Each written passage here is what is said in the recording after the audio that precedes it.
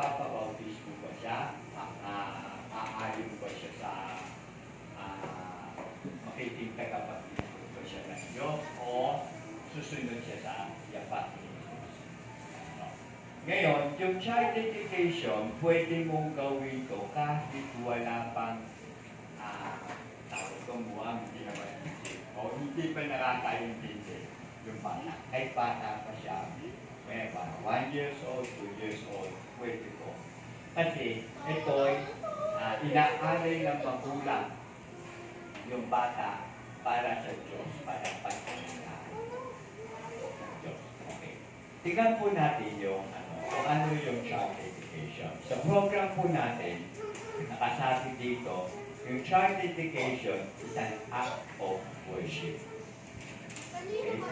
An act of worship. Ibig sabihin, ito'y isang pagsamba. Hindi ito basta-basta ginagawa, kundi pagsamba natin sa Diyos. Yung magulang, diba? Isang act of pagsamba ng magulang. Dito sa istorya ni nakasulat dito sa 1 Samuel, meron dito isang mag-asawa, yung babae, hindi siya magkaanak. Hindi siya, ibig sabihin, mabuti. Okay? So, lumapit siya sa Diyos at hiniling niya na bigyan siya ng anak. At nangyari yun.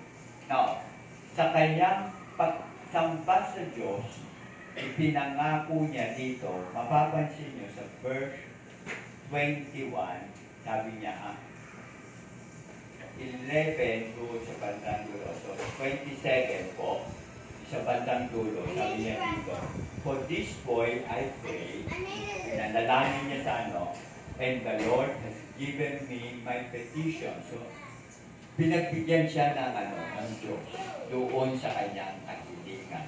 Now, which I ask of Him. Now, ito yung pangako, yung ginawa niya ngayon. So, I have also dedicated him, yung bata, to the Lord. As long as he lives, he is dedicated to the Lord. And he worship the Lord there. So, it's an act of worship. Pagsamba. Yung ginawa ni Hannah para sa anak niya. Si Samuel, actually yung anak niya, yung pangalan niya, Samuel. Yan po ay sa act. Pangalawa po, kaya ginagawa natin, iniaalay natin sa Diyos yung bata dahil sa Psalm 24:1 po, ina-acknowledge o sinasabi natin sa Diyos na ikaw ang may pag-aari ng lahat. Kasama na ang bata at ang buhay ng bata. Ito'y isang kaloob. O kaya, ang gift of God. Yung mga bata po, gift po yan. Hindi po yan pinamimigay. No? Isang alay o kaya kaloob ng Diyos para sa atin na dapat natin alagaan. So, kasi sabi sa Psalm 24:1, the earth is the Lord. Okay? Ang buong mundo po ay nasa kamay ng Diyos. Siya po ang meron. And every sa'yo po rin itinagay. Salamat.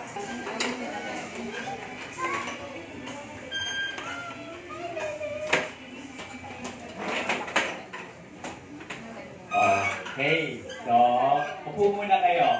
Ay, ito ba